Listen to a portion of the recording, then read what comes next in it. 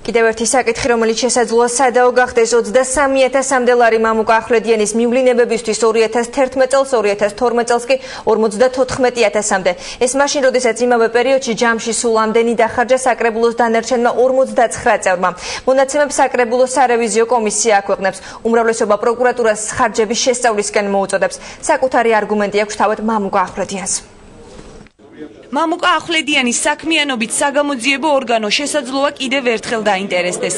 საკრებულოს სარევიზიო კომისიის თავმჯდომარე განმარტავს, რომ მამუკა ახვლედიანის სამსახურეობრივი მივლინებები დაახლოებით იმდენივე ჯდებოდა, რამდენიც დანარჩენი 49 დეპუტატის უცხოეთში გამგზავრება.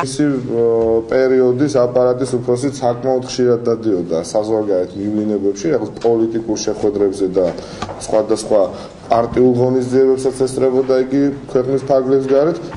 2011 წელი საკრებულოს 49 დეპუტატის მივლინებაზე დახარჯულმა თანხამ 54,313 ლარი შეადგინა.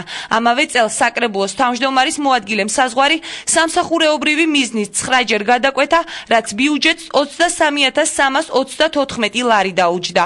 2012 წელს საკრებულოს დეპუტატების უცხოეთში გამგზავრება 55,244 ლარი ჯდება. თავმჯდომარის მოადგილის მამუკა ახვლედიანის ევროპაში 10 ვიზიტზე კი 53,410 ლარი იხარჯება. ასეთია საკრებულოს სარევიზიო კომისიის ანგარიში.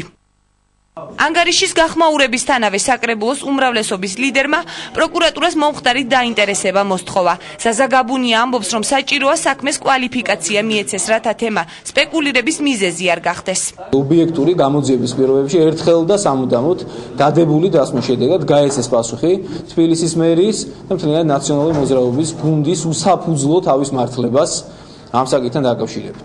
სანამ კითხვებს პასუხებს გამოძიება გასცემს, მანამდე განმარტებებს კრიტიკის ობიექტი აკეთებს. საკრებულოს თავმჯდომარის ყოფილი მოადგილე ამბობს, რომ მივლინებაში ხშირად ზალ სამადაშვილის და გიგი უგულავას მაგივრად დადიოდა. ამიტომ მისი თქმით სარევიზიო კომისიას სამუშაო ვიზიტები თანხების გაფლანგვაში ერევა. ძალიან ხშირად სულიდი ქალაქ თბილისის მერს მასალები არსებობს, ოდესაც თბილისის მერი ითხოვდა საკრებულოსაგან, რომ მომხდარიყო ჩემი დაფინანსება და მე წავსულიყავი მის მაგივრად. ამიტომ ეს თანხები არის 4 წელზე გაწერილი. რა მასალები არსებობს ახვლედიანის სასარგებლოდ და რატომ დადიოდა საკრებულოს თავმჯდომარის ყოფილი მოადგილე უგულავას მაგივრად მივლინებაში. დღეს ამ კითხვებზე თავად უგულავას პასუხები არ გაუცია.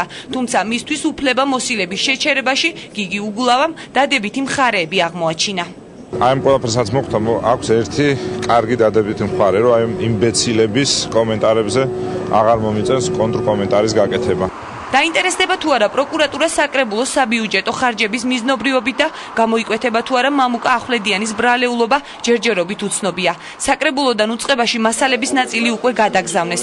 პარალელურად კრიტიკის ობიექტს საკუთარი უდანაშაულობის ჯერა და, როგორც ამბობს, ამის დამამტკიცებელი დოკუმენტაციაც გააჩნია.